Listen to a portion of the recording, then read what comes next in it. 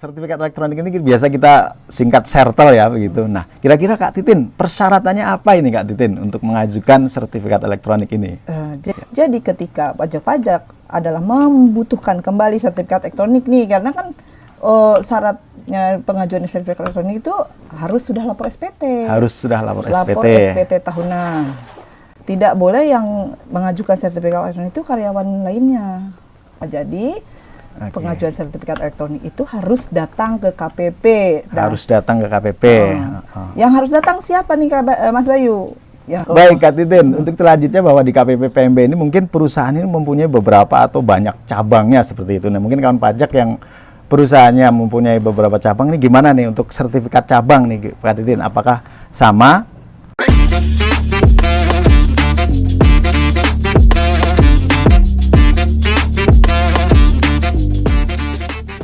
Assalamualaikum warahmatullahi wabarakatuh. Waalaikumsalam. Selamat pagi, semangat pagi kawan pajak semuanya. Semoga dalam keadaan sehat dan bahagia tentunya. Ya, dari Wakanda turun ke bumi. Senang sekali kami berdua hadir kembali di sini dalam acara Ngojek. Ngobrol bareng Jacksman. Ya, dalam kesempatan kali ini saya Bayu Santoso ditemani dengan Kak. Saya Titin Sri Sunarsi. Ya, pada kesempatan kali ini kami berdua akan ngobrol nih seputar terkait sertifikat elektronik. Ya, untuk itu langsung saja kita ke Kak Titin nih. Kak Titin, untuk sertel itu apa nih Kak Titin? Mungkin kawan pajak butuh dijelaskan sedikit nih. Sebenarnya nih Mas Bayu ya, kalau bicara sertifikat elektronik itu kan bukan hal yang baru ya. Iya. Mungkin tapi untuk merefresh kembali pengetahuan kawan pajak semua, baliklah saya akan coba menjelaskan kembali bahwa sertifikat elektronik adalah identitas. Sebenarnya identitas wajib pajak, Pak Mas Bayu. Hanya secara digital. Hanya digital, ya. Dan isinya itu adalah tanda tangan elektronik. Tanda tangan elektronik, baik. Identitas dan tanda tangan elektronik. Karena sebelumnya kita pakai tanda tangan basah tuh, yang pakai stempel segala macam tuh, Mas Bayu. Ya. Nah, kalau dengan sertifikat elektronik itu tidak perlu, karena dengan sertifikat elektronik tanda tangan itu sudah tergantikan. Oh, baik. Untuk sertifikat itu. Iya, mungkin kawan pajak di KPP PMB ini udah familiar ya Kak Betul. Titin ya. Baik, oke. Untuk sertifikat elektronik ini biasa kita singkat sertel ya begitu. Nah, kira-kira Kak Titin, persyaratannya apa ini Kak Titin untuk mengajukan sertifikat elektronik ini? Jadi kan kalau sertifikat elektronik gunanya itu ya Kak Bayu ya, itu kan untuk pelaporan SPT. Pelaporan SPT. Untuk minta nomor faktur. Kalau sekarang tuh ketika e-faktur ya. Baik. Atau membuat faktur juga kita membutuhkan sertifikat elektronik.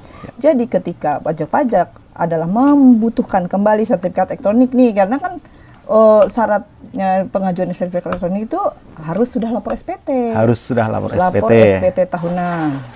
Jadi SPT tahunan, SPT tahunan harus sudah. Terus ada formulir yang harus diisi. Formulir. Nah, yang paling penting pengurusnya itu harus datang ke KPP. Pengurus Pengurusnya harus tidak datang boleh, ya. Baik. Tidak boleh yang mengajukan sertifikat elektronik itu karyawan lainnya. Harus pengurus. Pengurus itu yang seperti apa Mbak Tin? Mungkin yang namanya tercantum dalam kalau SPT namanya gitu ya? Pengurus itu sebenarnya ada ini ya, kalau dia sudah melaporkan SPT, SPT tahunan yang kita maksudkan ya, dia ada di lampiran 5 SPT tahunan, Mas Bayu. Hanya misalnya terjadi perubahan perusahaan, akta akta pendirian sama akta perubahannya itulah harus dilampirkan. Oh, begitu. Jadi kita ketahuan ini memang yang datang itu adalah pengurus yang sah. Pengurus yang sah ya. Betul. Baik, Kak Titin. Ya, kemudian tadi syaratnya, kemudian cara pengajuannya nih Kak Titin nih. Mungkin barangkali ada kawan pajak yang belum paham nih untuk saat ini bagaimana cara pengajuannya ke KPP PMB. Kalau nih, waktu zaman pandemi untuk pengajuan itu kan ada bisa secara online ya, hanya secara online karena waktu pandeminya memang interaksi kita kan dibatasi ya, kita juga tidak melayani pelayanan tatap muka istilahnya. Betul.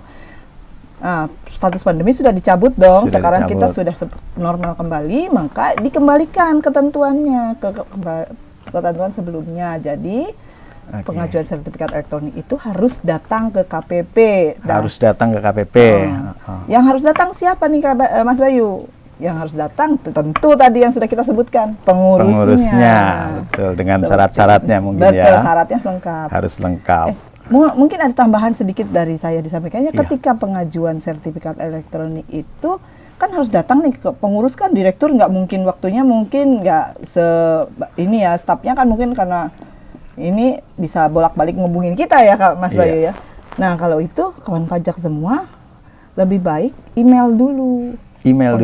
Syaratnya email dulu, ketika sama KPP sudah dinyatakan lengkap, baru kawan pajak datang. Jadi ketika datang tuh tidak lama. Oke, baik Kak Titin. Cukup Jadi nanti datang langsung kita approve, setuju, sertifikat elektronik sudah bisa. Iya, baik, nanti jadi kawan pajak. Nanti sekali lagi tadi Kak Titin bilang bahwa kita butuh untuk email dulu untuk diverifikasi petugasnya, sehingga nanti kawan pajak tidak perlu bolak-balik seperti itu ya. Jadi datang juga nanti kalau kelamaan datang bolak-balik nanti dimarahin sama bosnya.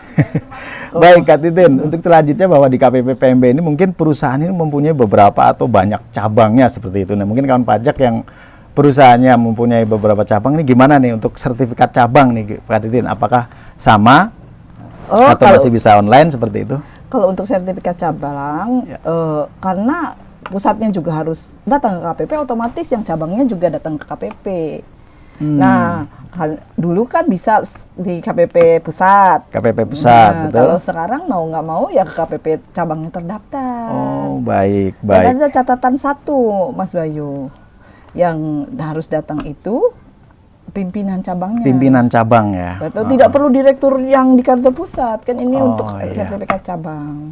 Betul, biasanya memang untuk di cabang itu sudah ada penunjukan sebagai pimpinan cabangnya seperti itu kawan pajak. Iya, jadi jangan lupa mungkin tambahan syaratnya tadi ya, selain SPT sudah dilaporkan, terus akte perubahan jika ada, terus KTP pengurusnya, KTP NPWP-nya jelas ya, NPWP si pengurusnya juga sudah punya NPWP. Iya. Pengurusnya datang, otomatis kalau di cabang harus ada penunjukan, ditambah penunjukan. Iya. Baik, ada lagi mungkin Kak Titin terkait sertifikat elektronik? Mungkin kayaknya sudah deh Mas. Gitu ya. Iya. Karena bukan sertifikat elektronik bukan hal yang mungkin ini mungkin untuk ada masa kedaluarsanya ya Kak Titin ya. Iya, untuk betul. Sertifikat Kalau sertifikat elektronik itu kan ada biasanya hanya berlaku untuk 2 tahun. 2 tahun aja. Jadi ketika kawan pajak memang sudah 2 tahun, sertifikat elektronik itu harus diperpanjang. Baik, terakhir nih Kak Titin, ada wajib pajak yang kadang menanyakan ketika 2 tahun telah terlewati, kita harus memperpanjang sertifikat elektronik. Nah, pada saat 2 tahun terlewati ini, kebetulan direkturnya itu berubah seperti itu Kak Titin. Nah, di mana kalau seperti itu berarti harus perubahan data dulu. Perubahan data dulu ya. Berarti kan dia harus melampirkan tadi akta perubahan. Oh iya. Nah, untuk akta perubahan itu agar datanya sesuai dengan data DJP tentu harus ada melakukan perubahan data dulu.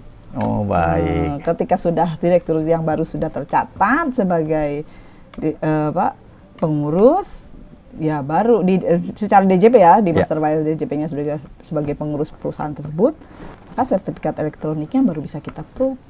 Oh, baik. Baik, kawan pajak. Terima kasih banyak sebelumnya Kak Titin atas penjelasannya yang singkat dan padat serta jelas ya tentunya. Semoga nanti bermanfaat buat kawan pajak semua dan semoga harapan kita dapat membantu administrasi perpajakan kawan pajak semuanya. Baik. Mungkin itu aja untuk hari ini obrolan kita dari Cikini ke Jati Asih. Kami cukupkan sampai di sini dan terima kasih.